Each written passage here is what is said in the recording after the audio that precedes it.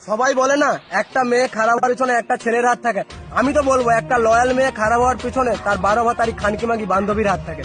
তার কারণ একটা মেয়ে তোমাকে মন থেকে ভালোবাসে, তোমার সাথে অনেকদিন সম্পর্ক চালিয়েছে, অনেক বছর সম্পর্ক চালিয়েছে, কিন্তু তার বান্ধবী তার বয়ফ্রেন্ডের সাথে দেখা করতে হবে, বলবে চল আমার সাথে চল।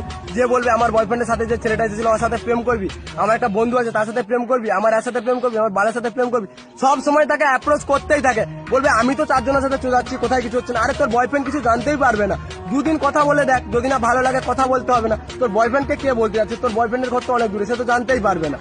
আর এমন ভাবে ঠিক একটা মেয়ে কথা বলতে শুরু করে, কথা বলতে বলতে ছেলেটার থাকে এবার লুকোতে শুরু করে। আর একটা মেয়ে যখন একটা অন্য ছেলের সাথে কথা বলে সেটা মেয়েটার ব্যবহারেই বোঝা যায়। বাট মেয়েদের বুদ্ধি আটুতে থাকে, এমন এমন কাজ করে, ছেলেকে ব্লক করে ফোন করবে, ফোন করে বলবে যে বাবা ফোন করছিল, রাত 12টার সময় বলবে যে মাসি ফোন করেছিল, তাই অন্য করে ব্যস্ত ছিল। যে ছেলেটার কাছেও মেয়েটা ধীরে ধীরে খারাপ হয়ে যায়, যে ওই মেয়েটা আবার সেই যেই ছেলেটাকে ভালোবাসতে হবে সেই ছেলেটাকেই শত্রু ভাবতে শুরু করে, কারণ সেই ছেলেটাই ওকে এবার প্রত্যেকটা জিনিসে বাধা দিতে, সন্দেহ করতে শুরু করে। দিয়ে ওই মেয়েটা এবার অন্য একটা ছেলের সাথে যখন দেখা করে যখন ওর সাথে কিছু শারীরিক কিছু করে নেয়, করার পর তখন মেয়েটা আগের যে ছেলেটাকে ভালোবাসতো তার সাথেই ব্রেকআপ করতে চায়। এভাবেই ধরতে গেলে একটা মানে ভালো মেয়ে, লয়াল মেয়ে, সে খানকিতে পরিণত হয়। আর একটা ভালো ছেলের জীবন, যার কোনো দোষ নেই কিছু নেই, যে মন থেকে 100% ভালোবেসেছিল, সেও নষ্ট হয়ে যায়, সেও খারাপ হয়ে যায়।